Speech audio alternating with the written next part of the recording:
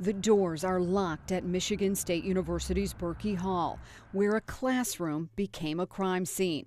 Students focused on a lesson when they heard gunshots. I heard a popping noise, and at first I thought it was fireworks because no one ever makes that assumption that's gunshots. But after a few more pops, I realized what it was. A masked gunman stormed into the building, poking his head and his gun into room 114, targeting unsuspecting students in the middle of a Cuban literature class. I remember kind of laying on the ground. I'd grab my backpack to place in front of me just in case.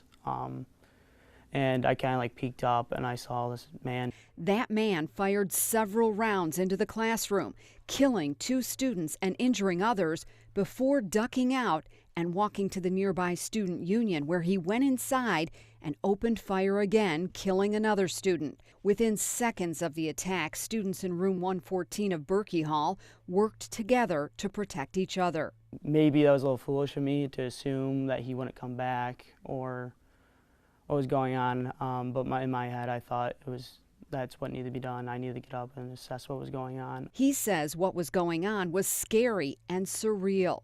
The professor and other students holding 2 doors closed while others called 911. 911, what's the location of your emergency? Berkey Hall, Michigan State University. There's a shooting. Room 114. Room 114? Yes. Okay, how many people have been shot?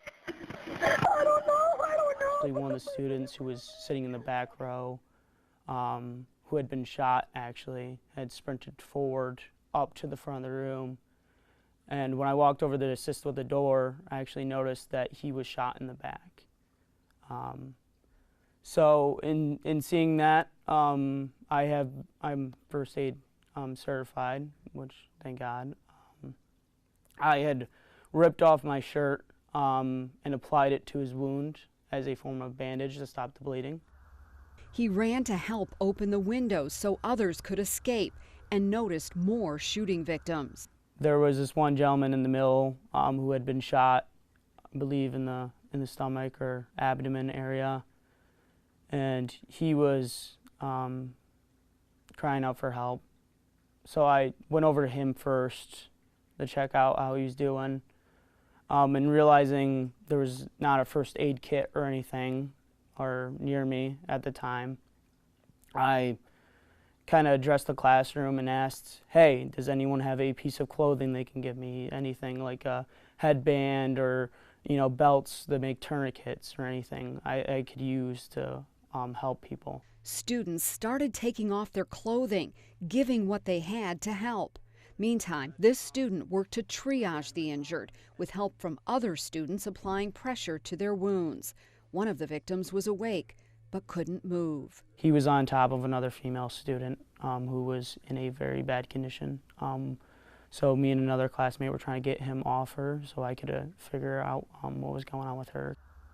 When he walked out of the classroom to look for a medical kit, he saw first responders coming toward him down the hall. Dispatch, find out what my next medic arriving in after Medic 11 and Medic 12, and send them into Berkey. I kind of addressed one of them and told them what the situation was to an extent, who had been shot and where they were and how bad who was in the worst condition. It all happened in a matter of minutes. Young lives lost and others changed forever. There's not a day that I don't think about it or think I could have done more. In memory of those that we lost. He says he appreciates the support from the university community that followed. He's done the work to cope and has a deeper appreciation now for the fragility of life. Above all, he doesn't think of himself as a hero. If you're going to do something good, you need to do it purely because it's good and not for any reward or publicity. And I'm hiding my face and who I am because I believe in that. A strong young man with the faith to move forward. He says he feels safe on campus and is not afraid to return to Berkey Hall. I think they should reopen it because I believe that shows as a school and as a people, we're not going to let, one man or one incident of violence to find who we are.